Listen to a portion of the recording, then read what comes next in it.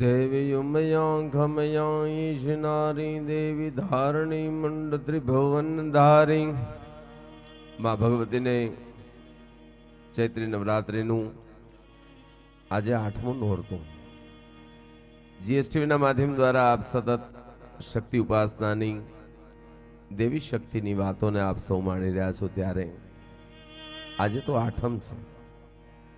અષ્ટમી એટલે દુર્ગાના જુદા જુદા સ્વરૂપોની આપણે વાત કરીએ છીએ, એમાં આજે તો દુર્ગાનું મહાગૌરીનું સ્વરૂપ છે। શ્વેતે વૃષે સમારૂઢા શ્વેતાંબર ધરા શુચિ મહાગૌરી શુભમ દધ્યાન મહાદેવ પ્રમોદદા। શ્વેત વસ્ત્રધારી મહાગૌરી ભગવાન શિવ સાથે બિરાજવા વાળી એવી મહાગૌરી શ્વેત બળદની ઉપર જે બિરાજમાન છે, હાથમાં ત્રિશૂળ રહેલું છે, શ્વેત વસ્ત્રધારી છે, એવા ચૈત્રી નવરાત્રિના આજે 8મા દિવસે આપણે મહાગૌરીને વંદન કરીએ, મહાગૌરીને નમન કરીએ। કારણ ભગવાન શિવને પ્રાપ્ત કરવા માટે આકરામાં આકરું તપ કર્યું હતું મહાગૌરીએ। રામાયણમાં તો તુલસીદાસજી એમ કહે છે કે જન્મ કોટી લાગી રાગર હમારી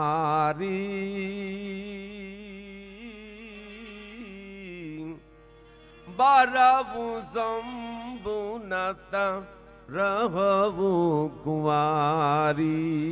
મારી આ કાયા છે, મારો દેહ છે, જન્મ કોટી લગી રહક, હું આને રગડી નાખીશ, હું આ કાયાને નષ્ટ કરી નાખીશ, ત્યાં સુધી તપ કરીશ।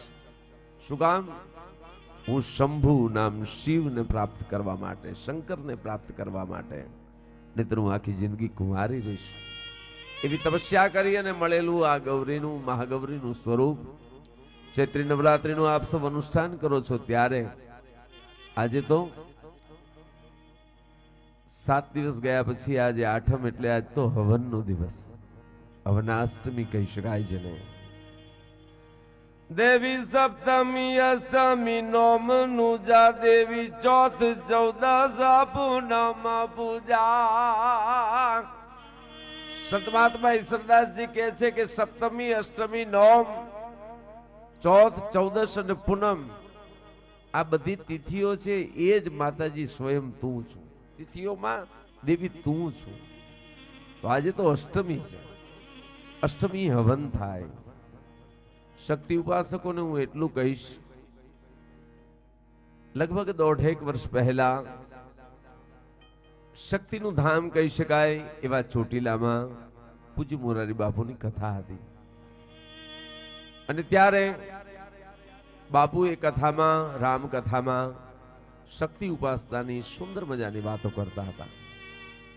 પૂજ્ય બાપુએ ત્યારે સામાન્ય રીતે માર્કંડેય મુનિના ચંડીપાઠમાં આપણે જે શ્લોકો જોઈએ છીએ, એમાં યાદેવી સર્વભૂતેષુ દયારૂપેણ સંસ્થિતા નમસ્તસ્યૈ નમસ્તસ્યૈ નમસ્તસ્યૈ નમો નમઃ, યાદેવી સર્વભૂતેષુ વૃત્તિરૂપેણ શક્તિરૂપેણ, આ બધા સ્વરૂપે કહ્યું છે। પરંતુ પૂજ્ય બાપુ ત્યારે એક શ્લોક બોલતા અને મોરારી બાપુ એમ કહેતા હતા, યાદેવી સર્વભૂતેષુ અહિંસા રૂપેણ સંસ્થિતા નમસ્તસ્યૈ નમસ્તસ્યૈ નમસ્તસ્યૈ નમો નમઃ। વાત બહુ સાચી છે। આજે જે રીતનો હિંસાચાર ચાલી રહ્યો છે, એ હિંસાચાર સામે જીએસટીવી ના માધ્યમ દ્વારા હું યોગેશ ગઢવી શક્તિ ઉપાસકોને વિનંતી કરીશ કે શક્તિની ઉપાસના કરવા વાળો કોઈ દિવસ હિંસાના માર્ગ તરફ ન જાય। શક્તિનો ઉપાસક છે તો અહિંસક હોવો જોઈએ। આપણે કોઈને મારીએ નહીં, આપણે તો મરતા હોય તો એને બચાવીએ સાહેબ। આજે જ્યારે અષ્ટમીનો હવન થતો હશે, ત્યારે આપ સૌ શક્તિ ઉપાસકોને જીએસટીવી ના માધ્યમ દ્વારા હું યોગેશ ગઢવી બે હાથ જોડી અને વિનંતી કરું છું કે ક્યાંય પણ શક્તિના નામે, ક્યાંય પણ ધર્મના નામે અથવા તો ક્યાંય પણ હિંસા થતી હોય તો એ હિંસાને રોકી લઈએ. કારણ અબોલ જીવની હિંસાઓ થાય છે, એનાથી આજે માણસ પાસે બધાય સુખ છે, છતાં એ દુઃખી જોવા મળે છે. આપણા જ દેશના એક મહાન વ્યક્તિત્વ સરોજિની નાયડુ, એ જ્યારે અમેરિકામાં શિકાગોમાં જ્યારે પોતાની મોટરમાં જઈ રહ્યા હતા, એમને બહુ જ મૂંઝવણ થઈ, એમને તકલીફ થવા લાગી, મન મૂંઝાવા લાગ્યું. ડ્રાઈવરને કીધું કે ગાડી મારી પરત લઈ લો, પાછા જઈએ, મારી તબિયત બરાબર નથી. ડ્રાઈવર કહે છે ગાડી પાછી લઈએ છીએ. ત્યારે એ પૂછે છે કે આપણે ક્યાંથી નીકળ્યા છીએ, આ જગ્યા ક્યાં છે? ત્યારે જવાબ આપે છે પેલો કે આ શિકાગો શહેર છે અને વિશ્વનું સૌથી મોટું કતલખાનું એની બાજુમાંથી પસાર થઈ રહ્યા છે. ત્યારે સરોજિની નાયડુ એટલું કીધું હતું કે આટલી બધી કતલ થતી હોય તો મારી જીવને મૂંઝવણ થાય જ ને, તો અબોલ જીવ એને બચાવવા માટે આપણે ક્યાંય, અને બહુ સાચી વાત છે. પછી બાપુ ઘણી વખત કહે છે આ હવન એટલે તો શું? હવનમાં આપણે ગાયનું ચોખ્ખું ઘી લાવીએ, આપણે કાષ્ટ પણ સારા લાવીએ, આપણે ફળ હોમીએ છીએ, આપણે દૂધ દહીં આનો હોમ કરીએ છીએ. ત્યારે હું અહીંથી આજે ચૈત્રી નવરાત્રી ચાલુ છે, ત્યારે મારે શક્તિ ઉપાસનાની વાત કરવી છે, શક્તિ ઉપાસકોની વાત કરવી છે. ત્યારે આપ સૌને કહું છું, આપણા શરીરમાં એક હવન રોજ થયા રાખે છે. આપણા પેટમાં જે જઠરાગ્નિ છે એનો અગ્નિ સતત પ્રગટેલો છે. તો જેમ આપણે ત્યાં હવન થાય છે ત્યારે એ હવનમાં ગાયનું ચોખ્ખું ઘી આપણે કહી દઈએ છીએ, એમાં આપણે દૂધ આપીએ, દહીં આપીએ, ફળ આપીએ છીએ, ફળફળાદી આપીએ, સુપારી આપીએ છીએ. એ જ રીતે મારા અને તમારા શરીરમાં જે જઠરાગ્નિ રૂપી હવન છે એમાં હોમવા જેવું જ હોમવું જોઈએ. બાકી હવનમાં જ્યાં બ્રાહ્મણો ઋષિ મુનિઓ હવન કરતા, જ્યાં ફળ હોમાતું, જ્યાં ગાયનું દૂધ હોમાતું, ઘી હોમાતું, ત્યારે ત્યાં આવી માંસના લોચા અને અસ્થિ નાગી જતા એને દાનવ કહેવામાં આવે છે. મિત્રો, આ ચૈત્રી નવરાત્રિમાં આજે આઠમના દિવસે મારે એટલું જ કહેવું છે કે માતાજીએ જો તમને દેહ આપ્યો હોય, માતાજીએ જો તમને શરીર આપ્યું હોય, એ શરીરમાં એક હવન આપ્યો હોય તો એમાં પવિત્ર વસ્તુઓ હોમજો. અપવિત્ર કહી શકાય એવું કંઈ ન હોમતા. અપવિત્ર હોમે છે એ દાનવ છે, એ માનવ નથી. એટલા માટે આપણે એ વાતને પણ વળગી રહીએ. યાદેવી સર્વભૂતેષુ અહિંસા રૂપેણ સંસ્થિતા નમસ્તસ્યે નમસ્તસ્યે નમસ્તસ્યે નમો નમઃ.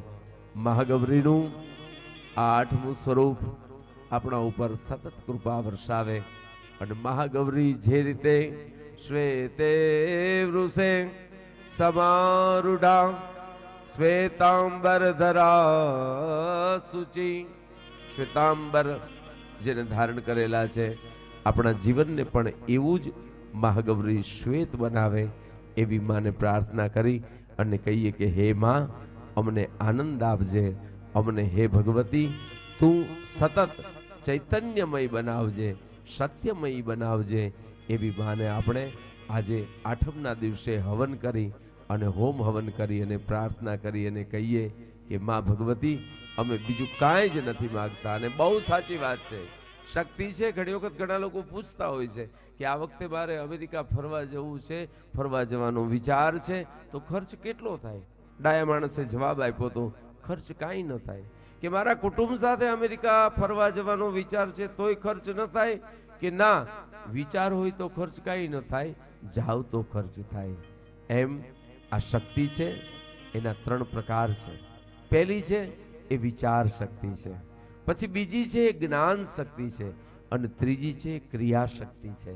તો મહાગૌરીને પ્રાર્થના કરીએ કે હે માં, હે મહાગૌરી, અમારા ચૈત્રીના અનુષ્ઠાનમાં અમે તારું અનુષ્ઠાન કર્યું છે, ત્યારે અમને વિચાર શક્તિ આપજે અને વિચાર શક્તિ પછી અમને જ્ઞાન શક્તિ આપજે.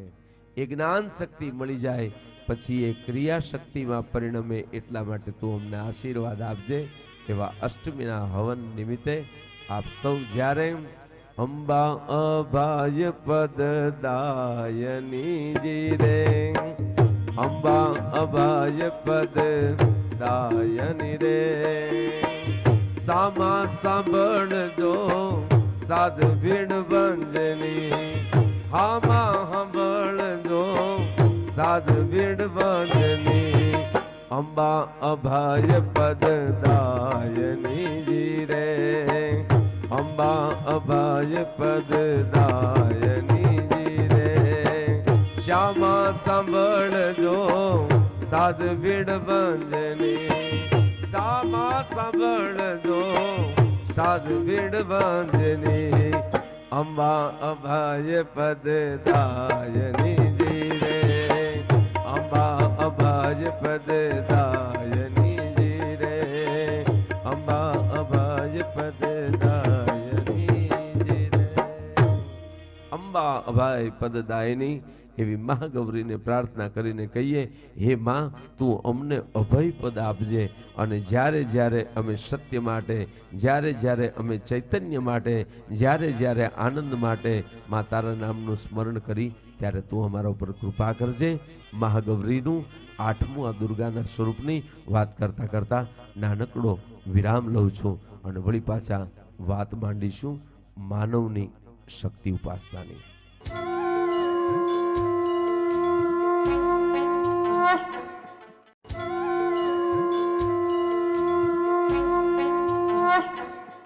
ચૈત્રી નવરાત્રિના 8મના હવન થઈ ગયા છે.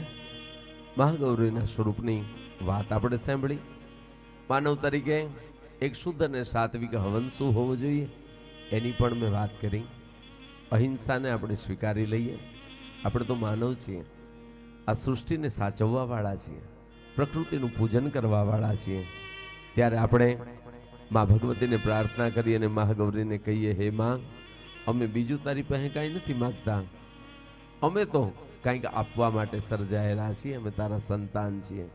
માં એકલું માગવાનું નહીં, અમે કંઈક આપશું ખરા. અમે તો માત્ર ને માત્ર તારી પાસે એટલું જ માગીએ છીએ કે અમારી ચૈત્રી નવરાત્રિની આ ઉપાસના તે જો સ્વીકારી હોય તો માં મમ પાહીમાં, મમ પાહીમાં, મમ પાહીમાં તારા શરણે લેજે. હે જગ જનની, હે જગદંબા, હે જગ જનની માં, હે જગદંબા, માત ભવાની શરણો મલે જો, માત ભવાની શરણો મલે જો, હે જગ જનની માં, હે જગદંબા, હે જગ જનની માં, હે જગદંબા.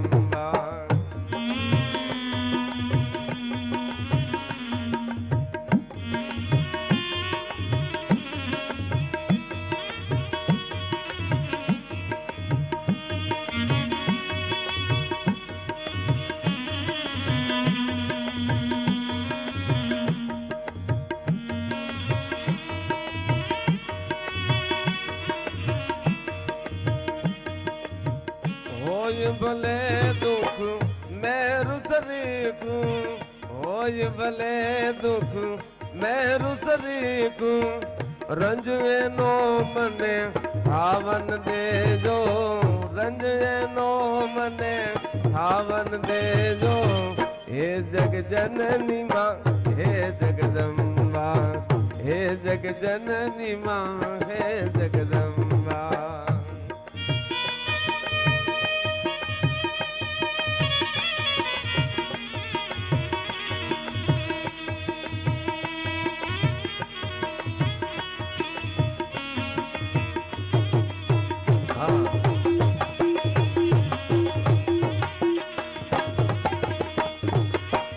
આત્મા જો કોઈનો આનંદ પામે,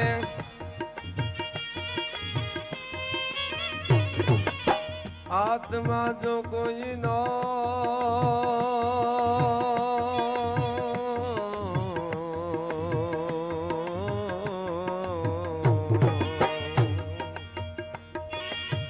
આત્મા જો કોઈનો આનંદ પામે, ભલે સંતાપીને મુજ આત્મને.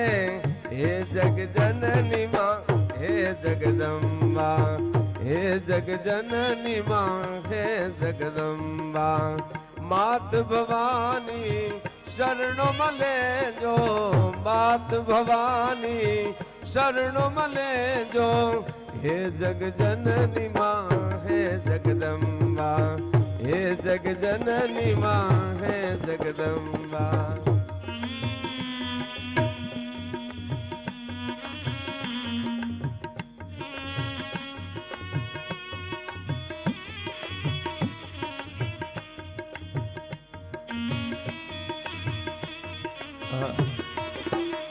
વાહ, હા, બહુ છે.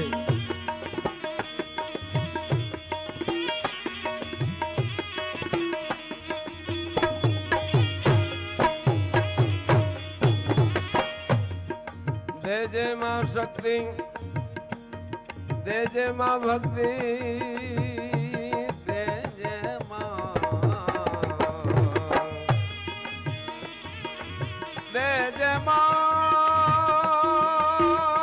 દેજે માં શક્તિ,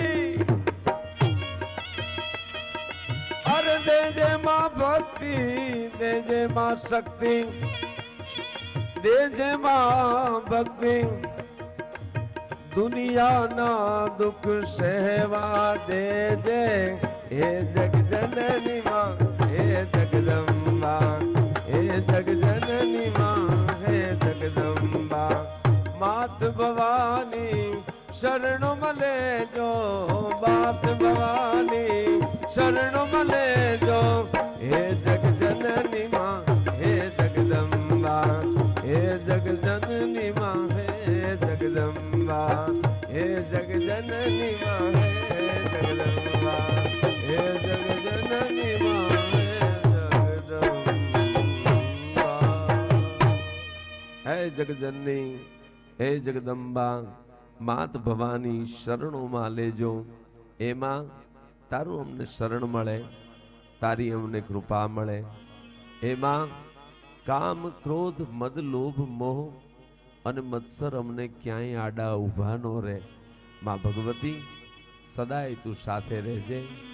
સહસિદ્ધિ રિદ્ધિ અમાપ સમૃદ્ધિ, ચાહુ સમાપન બુદ્ધિ ચિતે. અઘયાધિ વ્યાધિ ઉપાધિ ઉથાપન, કાપન પાપ કલાપ કીતે.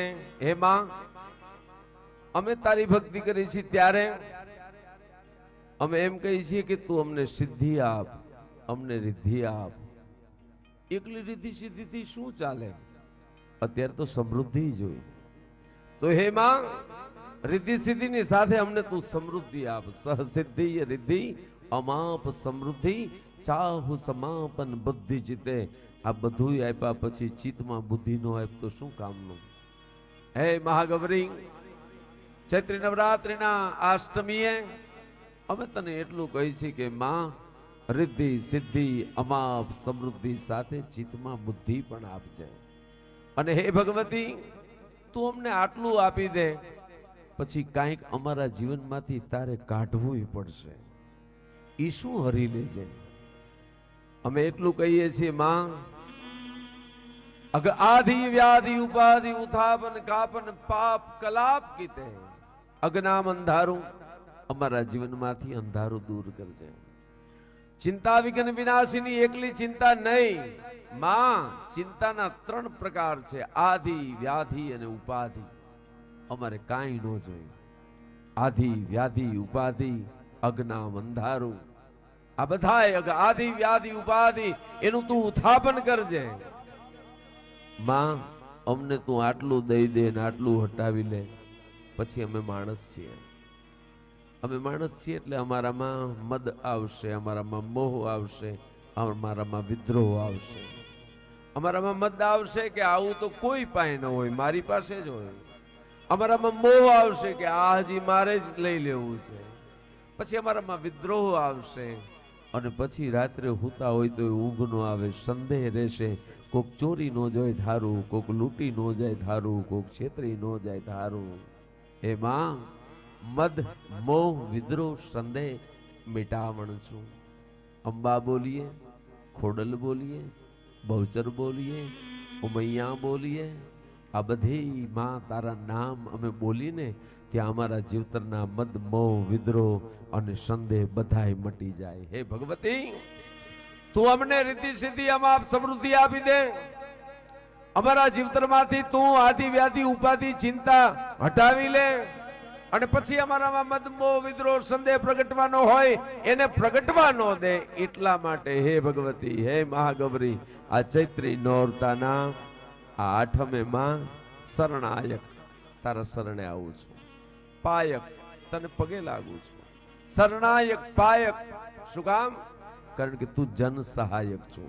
આ જગતમાં બધાયને સહાય કરવા વાળી તું છું. એટલે માં અમારી રક્ષા કરજે. શરણાયક પાયક જન સહાયક મુક્તિ પ્રદાયક માં અંબા માં. જય મુક્તિ પ્રદાયક માં અંબા માં. હે મહાગૌરી, તું એક જ મુક્તિ આપવા વાળી છું.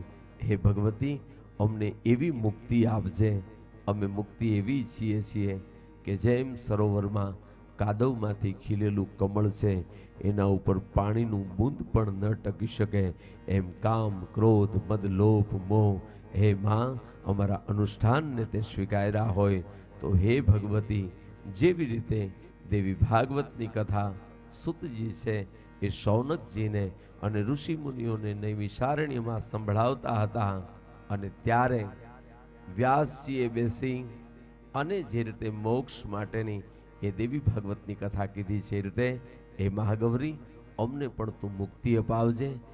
હર હંમેશ સત ચિત આનંદ એ રીતે આનંદમય ચૈતન્યમય સત્યમય અમારું જીવન જાય એવી અમારા ઉપર કૃપા કરજે. ચૈત્રી નવરાત્રિના આ આઠમના અવસરે અષ્ટમીના દિવસે મહાગૌરીનું દુર્ગાનું 8મું સ્વરૂપ અને એની વાત કરતા કરતા હવનમાં પણ આપણે સાત્વિકતા રાખીએ અને આવો આપણે સૌ શક્તિ ઉપાસકો એક સાથે જેટલા પણ જ્યાં પણ શક્તિપીઠો છે એ બધા જ શક્તિપીઠોને વંદન કરીએ. આપણા ગુજરાત રાજ્યમાં શક્તિ ઉપાસના કરવા વાળાને ખબર છે કે શક્તિપીઠનું હૃદય સ્થાન છે એ ગબર પાસે બેઠેલી માં અંબા છે, એ આપણું હૃદય સ્થાન છે. તો એવા હૃદય સ્થાનમાં અંબાના નામનું સ્મરણ કરીએ. પાવાના ડુંગર ઉપર બેઠેલી મહાકાળીના નામનું સ્મરણ કરીએ. બહુચરાનું સ્મરણ કરીએ. બૂટ બલાળ બેચરા એ બધી માતાજીઓના સ્મરણ કરી અને એને કહીએ કે હે માં, આખાય દુનિયામાં હિંસા છે એ બંધ થાય, અહિંસા છે એનો હાવ હાચું પલોઠી વાળી અને સ્થાપન થાય અને માનવ જીવન ક્રાંતિ કરે અને સાચ અર્થમાં સ્વર્ગમાં દેવતાઓ જીવે છે એવું સૌનું જીવન પ્રાપ્ત થાય એવી શુભેચ્છા મહેચ્છા સાથે હું યોગેશ ગઢવી અષ્ટમીએ આજે અહીંયા શક્તિ ઉપાસનની વાતને અહીંયા પૂર્ણ કરી અને વળી પાછા આવતીકાલે આપણે ચૈત્રી નોમ આવો. આપણા અનુષ્ઠાનનું પરિણામ આવતીકાલે મળશે. આપણા કરેલા અનુષ્ઠાનમાં ફળમાં શું મળશે, કઈ સિદ્ધિ મળશે, શું આપણને પ્રાપ્ત થશે, એના માટે આપણે મળીશું આવતીકાલે ચૈત્રી નવરાત્રિની વાત કરતા કરતા. અત્યારે અમે રજા લઈએ છીએ. મહાગૌરી આખાય જગતનું કલ્યાણ કરે એ વાત કરી હું મારી વાતને અહીંયા પૂર્ણ કરું છું. જય માતાજી, જય માતાજી, જય માતાજી.